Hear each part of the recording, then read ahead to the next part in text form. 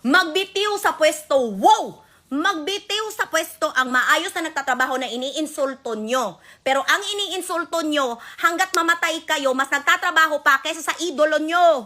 O ano? Sige, negative 3 daw ang presidente. Wow! Did he ever miss work? Did he ever miss work despite what you have been doing since day one? He has not missed a day of work.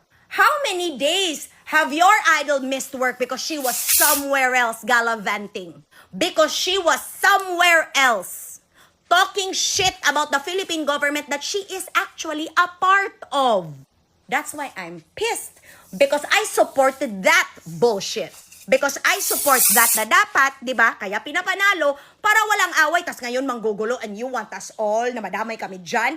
Heck, fuck no. Kaya ngayon Pilipinas, gising-gising din pag may time. Na dapat ini-impeach ang mga tao na talaga namang ka-impeach-impeach.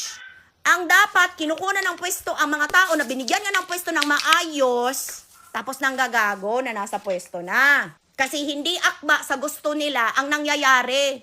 Hindi yan public servant, brat yan. At ang mga spoiled brat, hindi dapat binibigyan ng power kasi namimihasa. Kaya, itong isa, napakasinungaling. Yan ang gusto nyo? Yan ang future ng Pilipinas? Pass. Kaya, ganun na kasi. Banal-banalan. Bibitiw daw sa pwesto para tumigil ang gulong ito. Kayo ang nanggugulo.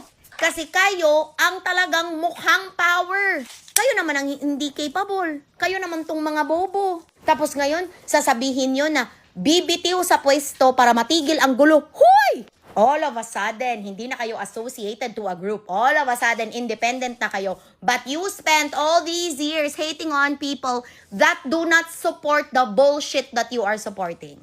And to think, nililinan nyo ang mga Pilipino, kayo naman tong magugulo. Kayo to.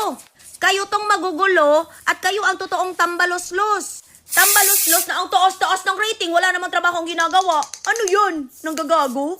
All of a sudden, ang taas-taas ng rating na mas nagtatantrum kaysa sa nagtatrabaho. Wow! And you want the president to step down to give way to who exactly? The one you're supporting? Wow! Yan kasi. Nakakatawa kayo. Funny. You're making a shit show out of the whole thing.